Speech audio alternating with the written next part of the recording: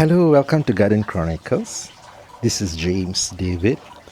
This is a video that I've taken in the continuation of part 1, where it comes to these desert roots, adeniums, where the root ball have already rotten and gone away.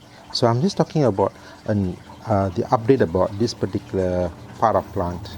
As you know, in part 1 that I've spoken about, where the root ball have actually rotten away and I've actually done a cleaning up and clearing up, and what I have done here is that I have already put in the talcum powder as what I've mentioned earlier, and I found that the result was good.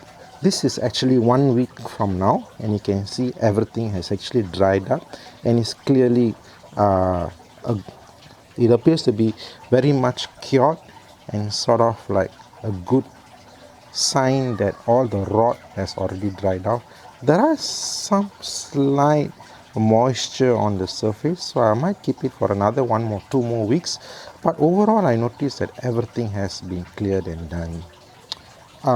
Also, there was a portion of a root over here that it was dangling. You can actually see in part 1, which I've already trimmed it, and I find that there is no more root rot.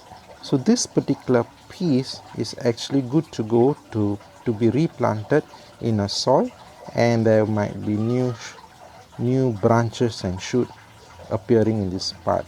But again, how do I say it, is that when something is cured in a sense, all the rot is being cleared, that there's no new rot taking place, I find that it's a big deal. So coming back to this portion, so when coming to a part where there is no more new rot, then this plant is said to be saved. So there's nothing to worry about. Now the thing that I want to mention here is that do not plant it immediately. Keep it for another 2 to 3 weeks, and when to be planted, only use this portion of the root ball. So this particular plant need to sit on top of it with a support. So it's very important not to plant it here, securing it with all the soil, because it might trigger a new set of rot to take place. So it has to be dry, it has to be exposed, and it has to be in open. Only this portion or until here that need to be planted in soil. So in order to do that, one of the most important things is to have a good support for this plant, so that the roots are actually able to start a new shoots and give in the nutrients for the existing plant. So this is the existing plant on the top.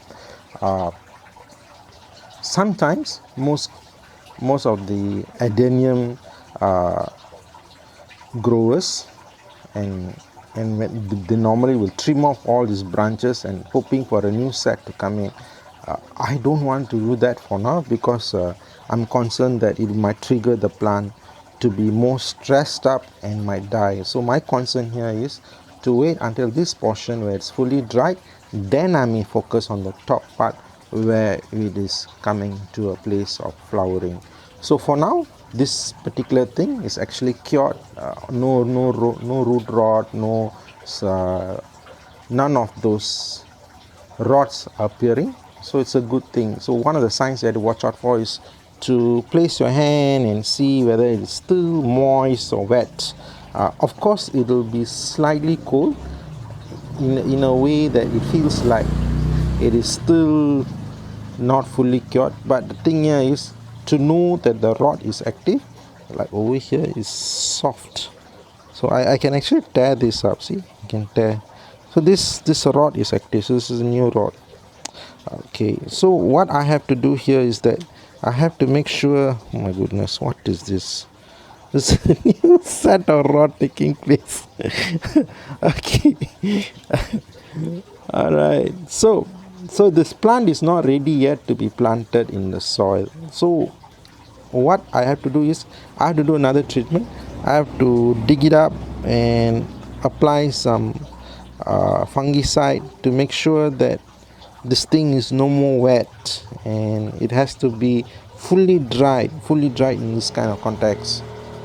Okay, Let me explain something else. I have checked several of the YouTube gardeners videos, and some of the gardeners they are quick to trim off and cut off and see until the whole thing turns green.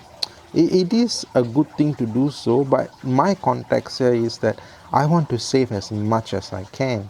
So I don't really have to trim off everything and throw this away. It's like take years for this thing to grow, and I'm just going to be ruthlessly cutting this thing down. It's no joke.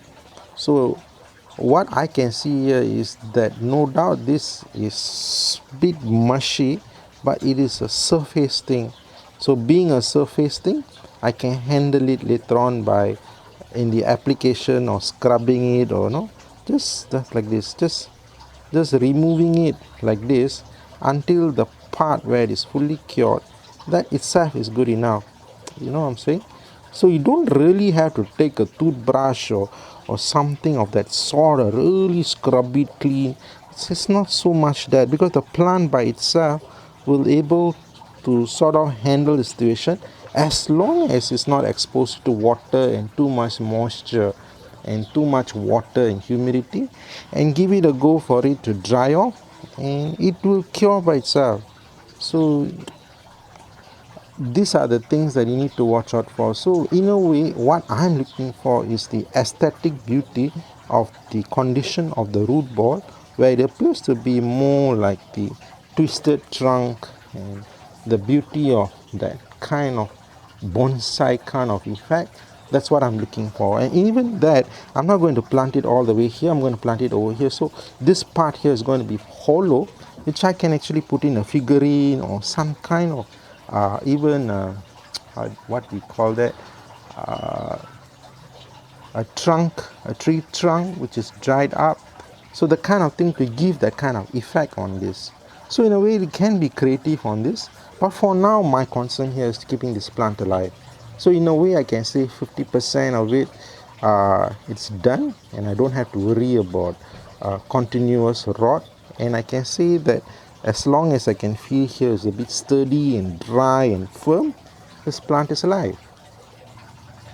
So what I want to mention another part here is that I would really like if you can subscribe my channel, where I can come to you with a lot of these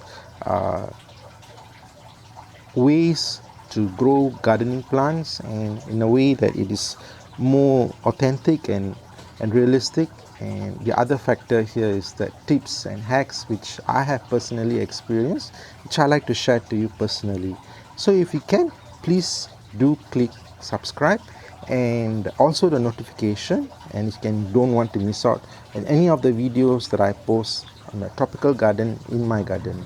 So again, hope to see you soon in my part 3 on how I plant this, and I show it to you on the rest of the collection of my desert rose plant, which I have been keeping it for years without rot. So catch you again in my next video. Thank you so much and have a nice day. Bye.